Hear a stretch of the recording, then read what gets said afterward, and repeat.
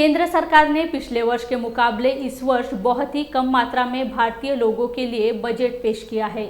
इसी बजट में SC, ST, OBC इन वर्गों के लिए कोई भी विशेष तरतूद नहीं है। मेहनत करने वाले किसान, कामगार, युवा, बेरोजगार व महिलाओं की विकास के नाम पर धोखाधड़ी हुई है और उन्हें अधिकार से वंचित रखा है। इसीलिए जनता आक्रामक हो गई है और इस बजट के विरोध में आने वाले 24 तारीख को महाराष्ट्र के 36 जिलों में बजट जलाओ आंदोलन किया जाएगा। उसी के तहत नागपुर के संविधान चौक में भी बीएमपी जिला अध्यक्ष अनिल बोडके के नेतृत्व में आंदोलन किया जाएगा। ऐसी जानकारी बहुजन मुक्ति पार्टी द्वारा आज पत्रकार परिषद में दी गई। मैं उत्तम प्रकाश सहारे, विदर्भ प्रभारी बहुजन मुक्ति पार्टी। आने वाले 24 फरवरी 2023 को बजट जलाओ आंदोलन रखा है। वो इसलिए रखा गया है कि पिछला जो बजट है वो पिछला बजट ही कम था और उसके बाद में ये नया जो बजट है वो उससे और कम किया गया।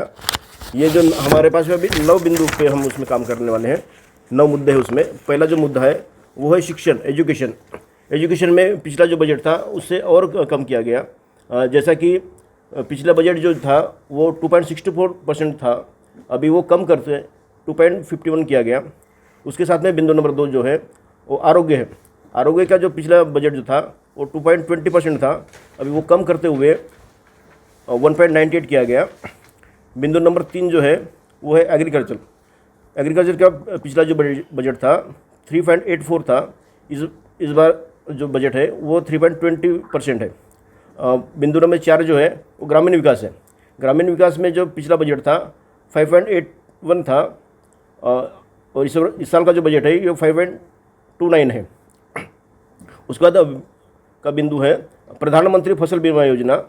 जो पिछला जो बजट था उसमें 15,500 करोड़ था, इस बार वो 13,625 करोड़ किया गया।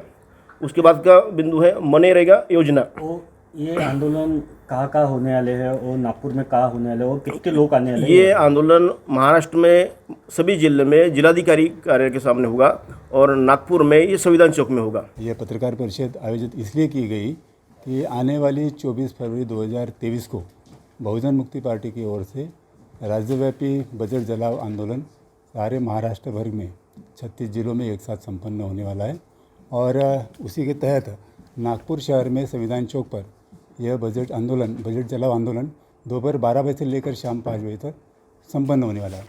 बजट इसलिए जला रहा है कि अभी जो बजट पेश किया गया केंद्र सरकार की ओर से, वह बजट जो है आम जनता की आकांक्षाओं की पूर्ति कर रहा है, ऐसा बिल्कुल भी नहीं लग रहा है।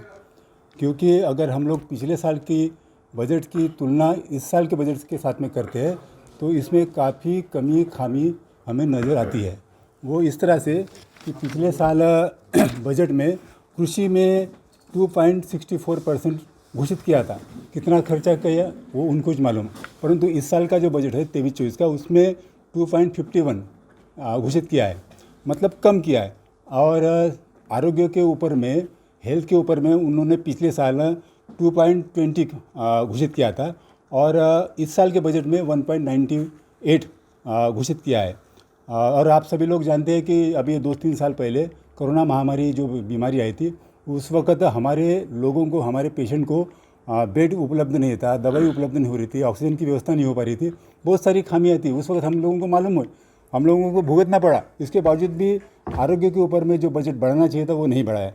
तीसरी एक बात है, कृषि आधारित हमारा देश है ऐसा कहा जाता है, परंतु पिछले साल कृषि के ऊपर में 3.84% घोषित किया था। उसके तुलना में इस साल का जो बजट है उसमें केवल मात्र 3.20% घोषित हुआ है। मतलब ये किसानों के साथ में भी धोखेबाजी हुई है इस बजट में। इसके अलावा प्रधानमंत्री फसल बीमा योजना के तहत पिछले साल 15,500 करोड़ रुपये इन्होंने घोषणा किए थे,